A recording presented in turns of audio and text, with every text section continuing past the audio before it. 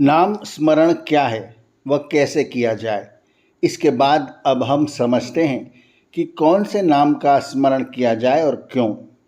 श्रेष्ठ नाम कौन सा है। अनेक लोग हरे राम हरे कृष्ण आदि का जप करते हुए पाए जाते हैं, लेकिन ध्यान रहे ईश्वर का निज नाम ओम है। वह निराकार है, वह अनंत गुणों कर्मों वाला है। अतः प्रभु के गौणिक, कार्मिक एवं अलंकारिक नाम अनेक हो सकते हैं। उसे प्रभु कहें, परमेश्वर कहें, अंतर्यामी कहें या किसी और नाम से पुकारें, कोई आपत्ति नहीं है। परंतु चूंकि ईश्वर एक है और उसका नाम इतना सरल सुंदर होना चाहिए कि स्मरण करते समय आनंद की अनुभूति हो। वेदादि आर्ष ग्रंथों में लिखा है कि ईश्वर का सर्वप्रिय निज नाम ओम है, तो क्यों न ओम का ही स्मरण करें।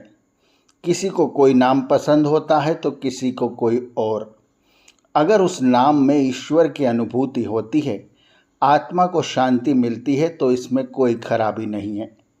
ईश्वर को किसी भी नाम से याद कर सकते हैं। फिर भी ध्यान रहे कि ईश्वर का निज नाम ओम है।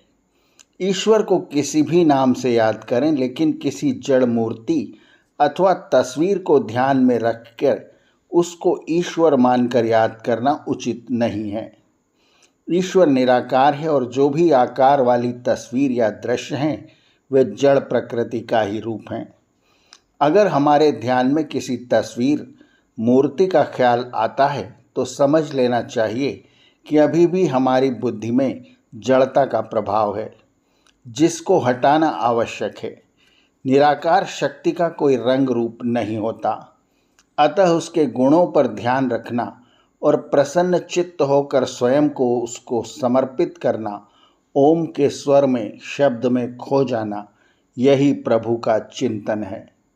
निराकार में ही निराकार का दर्शन हो सकता है।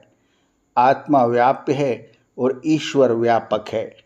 इस भेद को समझना आवश्यक है।